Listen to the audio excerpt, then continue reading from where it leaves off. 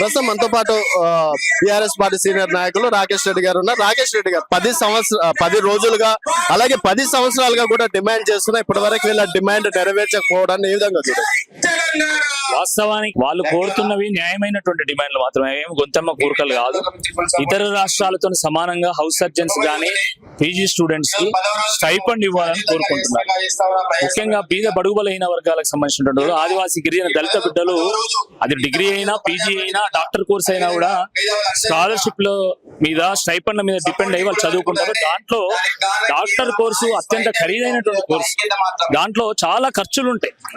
వాళ్ళు చాలా దూరం వెళ్లాల్సి ఉంటది, వాళ్ళ ఎక్విప్మెంట్స్ కొనుక్కోవాల్సి, వాళ్ళ స్టేషనరీ ఉంటాయి, బుక్స్ ఉంటాయి, చాలా కాస్ట్లీ ఉంటాయి. కాబట్టి ఈ స్టైఫండ్ చాలా ముఖ్యమైనటువంటిది. కానీ ఆ స్టైఫండ్ ఈరోజు ఇవ్వడానికి పెంచడానికి కూడా ప్రభుత్వానికి మనసు రాకపోవడం బాధాకరం. ఇదే బట్టి విక్రమార్క గారు మీ అధికార పార్టీలో ఉన్నప్పుడు, వాళ్ళు ప్రతిపక్షంలో ఉన్నప్పుడు మరి అలోపతి డాక్టర్స్ సమానంగా మరి ఆయుష్ డాక్టర్లకు కూడా ఇవ్వాలని చెప్పేసి వారు డిమాండ్ చేశారు. కాబట్టి వాళ్ళ మాటలు గుర్తుపెట్టుకొని వాళ్ళు ఈ డిమాండ్లను పరిష్కరించాల్సిన ఈ సందర్భంగా డాక్టర్ కోర్స్ అయినా కూడా స్కాలర్షిప్ లో మీద స్టైఫండ్ మీద డిపెండ్ అయ్యి వాళ్ళు చదువుకుంటారు. దాంట్లో డాక్టర్ కోర్సు అత్యంత ఖరీదైనటువంటి కోర్సు, దాంట్లో చాలా ఖర్చులు ఉంటాయి. వాళ్ళు చాలా దూరం వెళ్లాల్సి ఉంటది, వాళ్ళ ఎక్విప్మెంట్స్ కొనుక్కోవాల్సి, వాళ్ళ స్టేషనరీ ఉంటాయి, బుక్స్ ఉంటాయి, చాలా కాస్ట్లీ ఉంటాయి. కాబట్టి ఈ స్టైఫండ్ చాలా ముఖ్యమైనటువంటిది.